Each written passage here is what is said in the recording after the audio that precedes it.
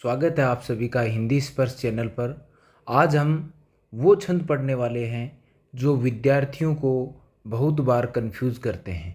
दोहा, सोरठा, रोला में आखिर बेसिक अंतर क्या है, क्योंकि तीनों में 24-24 मात्राएं होती हैं। ये वीडियो देखने के बाद आपका कन्फ्यूज़न दूर हो जाएगा। साथियों, चैनल पर नए हैं तो चैनल को सब्सक्राइब कर लें, अपने राय कमेंट बॉक्स में खुलकर रखें। वीडियो पसंद आए तो लाइक और शेयर ज़रूर करें। देखें पहले दोहा। साथियों, ये तीनों जो छंद हैं, तीनों में क्या है कि 24-24 मात्राएं होती हैं। अब इनमें बेसिक अंतर क्या है उसके बारे में जान लेते हैं। आप कभी भी कंफ्यूज, परीक्षा में कभी भी ये क्वेश्चन है वो गलत नहीं करेंगे। अब पहले क्या है साथियों कि दोहा और जो सोरठा है ये दोनों ही अर्ध सममात्रिक छंद हैं और रोला जो है वो सममात्रिक छंद है। तो इनमें अंतर क्या है? पहले सममात्रिक छंद क्या है? तो साथियों, जिसमें चारों चरण में मात्राओं की संख्या समान हो। क्या हो? कि चारों चरण में जिसमें मात्राएं क्या हो, समान हो, वो क्या है? सममात्रिक छंद है। और अर्ध सममात्रिक छंद कौन सा होता है साथियों? जिसमें चारों चरणों में मात्राएं हैं वो एक समान नहीं होती।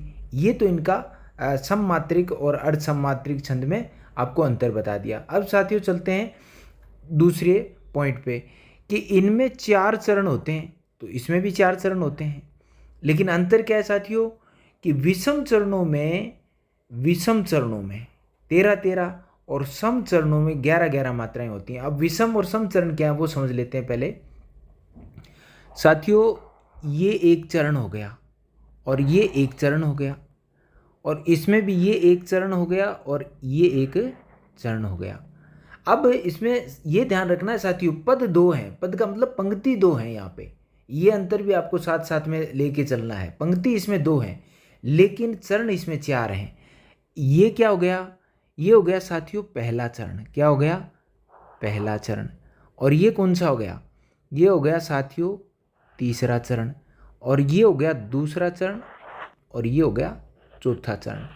तो इनको क्या बोलेंगे साथियों? 1 और 3 जो है इनको क्या बोलते हैं? विषम चरण। क्या बोलते हैं? विषम चरण। और 2 और 4 जो है उसको क्या बोलेंगे साथियों? समचरण। तो अब समझ में आ गई होगी बात कि विषम चरण है उसमें कितनी मात्राएं होती हैं? 13-13 मात्राएं होती हैं। कितनी होती हैं? 13-13 मात्राएं। और सम चरणों में 11-11 मात्राएं होती हैं। अब देखें किसमें? सोरठा में। इसमें भी 4 चरण होते हैं साथियों। कितने चरण होते हैं? 4 चरण होते हैं।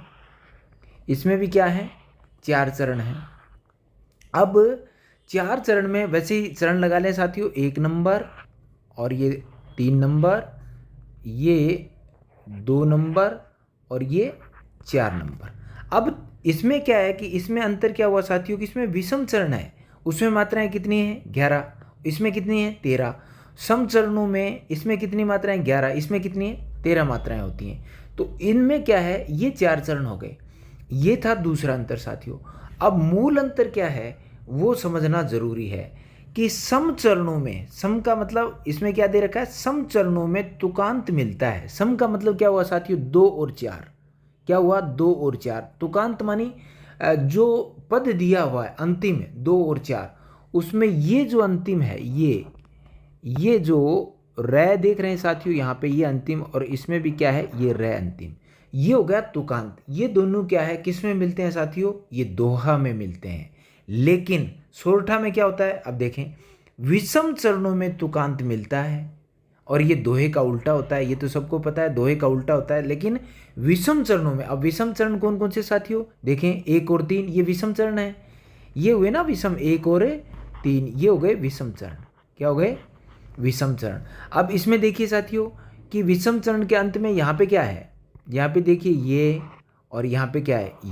ये हो गया विषम चरण। इनमें क्या तुक मिल रहा है? इसमें मिल रहा है। और इसमें क्या हो रहा है साथियों? इसमें क्या हो रहा है कि इसमें तो समचरण है, मतलब अंत में, मान लीजिए अंत में तुक मिल रहा है, और इसमें क्या है? बीच में तुक मिल रहा है। यहाँ पे मिल रहा है 1 और 3 में। तो ये इसमें क्या हो गया? ये इन दोनों में अंतर है। अब साथियों मात्रा कैसे लगाते हैं? इसके लिए अगर आपको मात्राएं गिननी हो, मात्राएं लगानी हो, कैसे लगाते हैं इसके बारे में जानना हो तो छंद पे मैंने पहले से 2-3 वीडियो बना रखे हैं साथियों, वहाँ पे जाके आप देख सकते हैं, आपको बिल्कुल क्लियर हो जाएगा उसमें। लेकिन फिर भी मैं एक में लगा के दिखा देता हूँ साथियों। क्या है कि एक तो होता है साथियों लघु, क्या होता है लघु, और लघु के लिए हम चिन्ह लगाते हैं साथियों ये।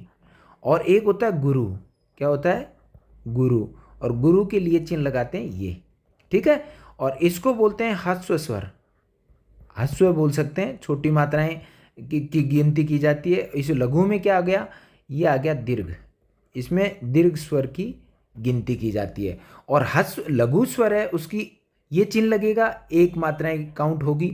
और जो गुरु है उसमें ये चिन्ह लगेगा, इसकी मात्राएं कितनी काउंट होंगी, 2 काउंट होंगी, ये ध्यान रखना है। अब देखें जैसे बड़ा भैया, तो बै क्या है साथियों, छोटा ही है, तो इसमें ये क्या हो गया लघु है, तो लघु पे क्या लगेगी साथियों 1, और गुरु है उस पर कितनी लगेगी 2, फिर 1, फिर 2, फिर 2, फिर 2, ये आधा अक्षर नहीं गिना जाएगा साथियों, ये 1, ये 2, ये 2, और इसमें भी क्या आ जाएगी साथियों 2, इसमें भी 2, इसमें 1, इसमें 1, इसमें 2, इसमें 1। अगर आप इनको गिनेंगे तो आपको पता चल जाएगा, गिन के भी आप पता कर सकते हैं। 1 2 1 3 4 2 6 6 2 8 2 10 11 11 2 13, तो इसमें कितनी आ गई 13 मात्राएं हो गई। अगर आगे गिनेंगे 2 2 4 2 6 7 8 2 10 1 11, तो इसमें कितनी आ गई 11 मात्राएं आ गई। वही तो ये बता रहा है कि 13 और 11 मात्राएं होती हैं। प्रथम और जो दूसरा है, प्रथम का मतलब यहाँ पे साथियों विषम चरण है, विषम चरणों में क्या है 13 13 मात्राएं, तो इसमें भी 13 मिलेंगी, इसमें भी 13 मिलेंगी। और सम का मतलब क्या है 2 और 4, ये आपको समझा दिया, इसमें भी 11 मात्राएं मिलेंगी, इसमें भी 11 मात्राएं मिलेंगी। ऐसे ही सोरठा में साथियों चरण तो 4 होते हैं, लेकिन पहचान कैसे करें, तो पहचान करने का तरीका मैंने आपको बता दिया कि इसके अंत में क्या आता है, तुकांत होता है, किसके अंत में, दोहा, या जिसको बोल सकते हैं सम चरणों में। और सोरठा में क्या है साथियों कि विषम चरण है, उसमें तुकांत मिलता है, ना कि अंत में। यहाँ पे अंत में देखिए नहीं मिल रहा है, नहीं और रजिया यहाँ नहीं मिल रहा है, इसमें इस जगह मिल रहा है। तो ये भी एक पहचान का तरीका है। दूसरा आप इस पे क्या लगा के देख सकते हैं, इस पे मात्राएं लगा के भी गिन सकते हैं साथियों। जैसे ये ही है, तो इस पे कितनी मात्रा कितनी आएगी साथियों, गिन के देख लें, 2 3 4 2 6 7 8 2 10 1 11, तो इस पे कितनी आएगी, ये आ गई 1 1, ये 2, ये 1, ये 1, और ये 2, ये 1, और ऐसे ही आगे लगा लेंगे, ये 1, यहाँ पे भी 1 आएगी साथियों, लेकिन ये मैं आधा है, ये इसमें लग जाएगा, इसलिए क्या होगा साथियों ये बड़ी हो जाएगी, ये ध्यान रखना, ये नियम है। तो ये भी ध्यान रखें साथ साथ में, ये 1 1 और 2 1 1 1 और 2, ये गिनेंगे साथियों, तो ये कितनी मात्राएं होंगी 11, और ये गिनेंगे तो कितनी हो जाएंगी 13, ये आप गिन के देख लेना, ठीक है। अब बात करते हैं रोला पे, कि रोला में भी 24 मात्राएं होती हैं, लेकिन एक इन दोनों में अंतर क्या है साथियों कि 24 इसमें होती हैं, टोटल 24, इसमें भी 11 और 13 कितनी होती है 24, और इसमें भी 13 11 कितनी होती है 24, लेकिन इनमें चरण में आपको अंतर बता दिया। और सम मात्रिक में क्या होता है साथियों कि सम मात्रिक में बताया कि जिसके चारों चरणों में मात्राएं एक समान हो, तो इनमें एक तो ये ध्यान रखना है कि इनमें 2 2 पंक्तियां हैं, लेकिन इसमें कितनी हैं 4 पंक्तियां हैं, कितनी हैं 4 पंक्तियां हैं। अब ये क्या कह रहा है कि सम मात्रिक छंद है, एक पंक्ति ये हो गई साथियों, एक पंक्ति ये हो गई, ठीक है, दूसरी ये हो गई, एक तो ये है, दूसरी ये, और ये हो गई तीसरी, और ये हो गई आपकी चौथी पंक्ति। अब साथियों कह क्या रहा है कि इसमें 24 मात्राएं होती हैं, इसका मतलब इसमें भी 24 मात्राएं होती हैं, इसमें भी 24 मात्राएं होती हैं, इसमें भी 24 मात्राएं होती हैं, और अंत में ये है इसमें भी 24 मात्राएं होती हैं। अब आगे क्या कह रहा है कि इसमें 11 और 13 मात्राओं पर यति होती है। अब यति का मतलब क्या होता है साथियों, ठहरना, जहाँ पे ये कोमा लगी है ना उसको यति बोलते हैं, कि ठहरना, कहाँ पे ठहराव होगा। तो यहाँ पे ये जब गिनेंगे तो ये संख्या कितनी होगी साथियों, ये होगी 11। अब जैसे गिन के देखते हैं, लगाता हूँ मैं, ये छोटा, ये छोटा, ये भी छोटा, ये भी छोटा, और ये क्या आ जाएगा गुरु, और ये लघु, ये गुरु, ये लघु, ये गुरु, ये लघु, और साथियों ये भी क्या हो जाएगा लघु, और ये गुरु, ये क्या हो जाएगा लघु, और ये भी लघु, ये गुरु और ये गुरु। अगर आप इनको गिनेंगे यहाँ तक, कोमा लगी यहाँ तक गिनेंगे साथियों, तो ये एक प्रकार से क्या है, कोमा लगी यदि क्या चरण है। लेकिन इस रोला में क्या है, ये एक पंक्ति मानी जाती है जिसमें 24 मात्राएं होती हैं। और होता क्या है कि पहले 11 और 13, तो ये गिन के देख लें, 2 1 3 4 5 6 2 8 8 1 9 9 2 11, तो ये हो गई 11। कितनी हो गई, 11 मात्रा। आगे वाले गिनेंगे साथियों, गिनेंगे तो 13 हो जाएंगी। 11 और 13 मिलके कितनी हो गई, 24 हो गई। तो प्रत्येक में आपको क्या मिलेंगी, 24 मात्राएं मिलेंगी। तो ये था साथियों दोहा, सोरठा, रोला, जो विद्यार्थियों को ये छंद थोड़ा कन्फ्यूजन में डालते हैं कि कैसे क्या है, कौन सा अर्ध सममात्रिक है, कौन सा सममात्रिक है। मात्राएं इनमें सब में 24 दिख रही हैं। तो ये देखना है अपने को कि दोहा में साथियों विषम चरण है। विषम चरण बता दिया मैंने आपको कि 1 और 3 ये विषम चरण है, इसमें 13 मात्राएं। और सम बताया मैंने साथियों 2 और 4, इसमें कितनी होती हैं, 11 मात्राएं। एक साथियों ये ध्यान रखना है दोहा और सोरठा में कि दोहा के जो सम चरण है, सम का मतलब 2 और 4, उसके अंत में देखिए साथियों ये तुकांत हो गया, रे यहाँ पे भी है, रे यहाँ पे भी, ये क्या हो गया, तुकांत है। इसके पद के अंत में क्या आ गया, तुकांत, तुक मिल रही है, ठीक है। एक दूसरा क्या है साथियों, सोरठा में क्या है, वही 4 चरण है।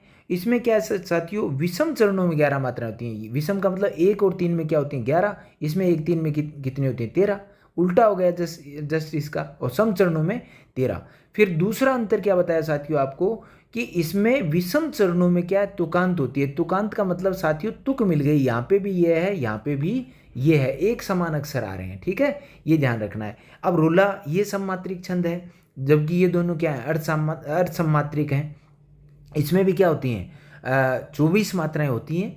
और 11 और 13 मात्राओं पे क्या होती है, यति होती है। और पद के अंत में तुकांत होता है। तो यहाँ पे देखें, नी है, ये भी नी है, ये है, ये फै ली, और ये भी विषय ली। तो यहाँ पे भी क्या हो गया, पद के अंत में तुकांत हो गया। तो ये है साथियों आपका रोला छंद। आज का सफ़र यहीं तक, फिर मिलेंगे एक नए सेशन के साथ। स्वस्थ रहें, मस्त रहें। जय हिंद।